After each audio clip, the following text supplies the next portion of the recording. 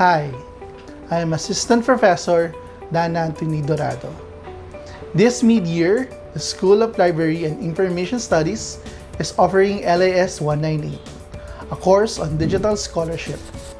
As part of our course output, we are conducting a series of lectures on how digital content, network distribution, and open practices are transforming scholarship. As champions of universal access to information, librarians and information professionals are primed to establish and lead this kind of programs in their respective institutions. Hopefully, this endeavor will create awareness among Filipino students, teachers, scholars, information professionals, and policymakers on the opportunity digital scholarship provides, and inspire them to cultivate a culture of openness, collaboration, and inclusivity. You can watch our lectures here on our official YouTube channel and our official Facebook page.